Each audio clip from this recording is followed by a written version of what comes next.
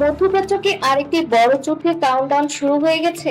Iran দাবি করছে একসঙ্গে তিনটি দেশে থাকা মার্কিন ঘাঁটিতে তারা ব্যাপক হামলা চালিয়েছে।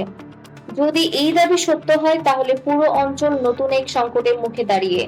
ইরানের Islamic revolutionary guard corps IRGC ঘোষণা করছে তারা জর্ডান, কুয়েত এবং বাহরাইনে থাকা একাধিক মার্কিন সামরিক স্থাপনায় বহু ধাপে ক্ষেপণাস্ত্র ও ড্রোন হামলা চালিয়েছে। তবে মনে রাখতে হবে এই দাবিগুলো সবগুলোর অংশ এখনো স্বাধীনভাবে যাচাই করা যায়নি এবং যুক্তরাষ্ট্র সব দাবির সত্যতা নিশ্চিত করেনি। আইআরজিসি বিবৃতিতে বলা হয়েছে জর্ডানে প্রিন্স হাসান এয়ারবাসের জ্বালানি ট্যাঙ্ক এবং গোলাবারুদি ডিপোতে আগুন লাগানো হয়েছে। কুয়েতের আলী সালেম ও আহমেদ আল জাবের ঘাঁটিতে একটি পেট্রিয়ট এয়ার ডিফেন্স সিস্টেম এবং একটি কৌশলগত রাডার ধ্বংসের দাবি করছে তেহরান। আর বাহরাইনের শেখ ইসা ঘাঁটিতে হেলিকপ্টার রক্ষণাবেক্ষণ কেন্দ্র, একটি P-8 নজরদারি বিমানের হ্যাঙ্গার এবং ড্রোন কমান্ড সেন্টারে হামলার কথা বলা হয়েছে। এই তিনটি দেশের ঘাঁটি দীর্ঘদিন ধরে যুক্তরাষ্ট্রের মধ্যপ্রাচ্যে সামরিক উপস্থিতির গুরুত্বপূর্ণ অংশ হিসেবে বিবেচিত। বিশেষ করে কুয়েত এবং বাহরাইন থেকে যুক্তরাষ্ট্র উপসাগরীয় অঞ্চলে নজরদারি, লজিস্টিক এবং দ্রুত সামরিক মোতায়েন পরিচালনা করছে। ইরান বলছে এটি ছিল তাদের প্রতিশোধমূলক অভিযান। কিন্তু প্রশ্ন হলো কেন একসঙ্গে তিনটি দেশ? তেহরানের ভাষ্য অনুযায়ী এই হামলা এসেছে হরমুজ প্রণালী ঘিরে যুক্তরাষ্ট্রের আগ্রাসন জবাবের হিসেবে। হরমুজ প্রণালী বিশ্বের অন্যতম গুরুত্বপূর্ণ সমুদ্রপথ।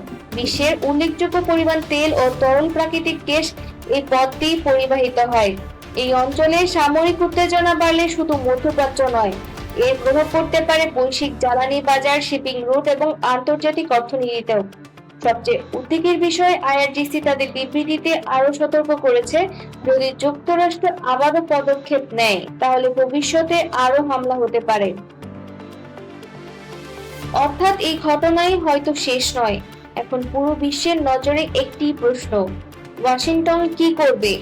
যদি যুক্তরাষ্ট্র পাল্টা সামরিক অভিযান চালায় তাহলে সংঘাত দ্রুতই আঞ্চলিক সীমা ছাড়িয়ে বড় আকার নিতে পারে। বিশেষজ্ঞদের মতে এমন পরিস্থিতিতে তেলের দাম, বীমা ব্যয়, আন্তর্জাতিক বাণিজ্য এবং বৈশ্বিক শেয়ার বাজারে অস্থিরতা দেখা দিতে পারে। মধ্যপ্রাচ্যের প্রতিটি নতুন উত্তেজনা শুধু যুদ্ধের খবর নয়, এটি বিশ্বের অর্থনীতি, জ্বালানি নিরাপত্তা এবং কূটনৈতিক ভারসাম্যের সঙ্গেও জড়িত। আরেকটি গুরুত্বপূর্ণ বিষয়, এই ধরনের সংঘাত তথ্য যুদ্ধেও সমান গুরুত্বপূর্ণ। এক পক্ষ বড় ধরনের সাফল্যের দাবি করতে পারে, অন্য পক্ষকে সেই দাবিকে অস্বীকার করতে পারে। ফলে যুদ্ধক্ষেত্রের পাশাপাশি তথ্যের লড়াইও চলতে থাকে। তাই স্বাধীনভাবে যাচাই না হওয়া পর্যন্ত প্রতিটি দাবিকে সতর্কতার সঙ্গে দেখা জরুরি। তাহলে এটি কি শুধুই সীমিত প্রতিশোধ, নাকি মধ্যপ্রাচ্যে আরো বড় সামরিক সংঘাতের সূচনা? আর যুক্তরাষ্ট্রের পরবর্তী পদক্ষেপ কি হতে পারে? পরবর্তী আপডেট হয়তো মিলবে সেই উত্তর।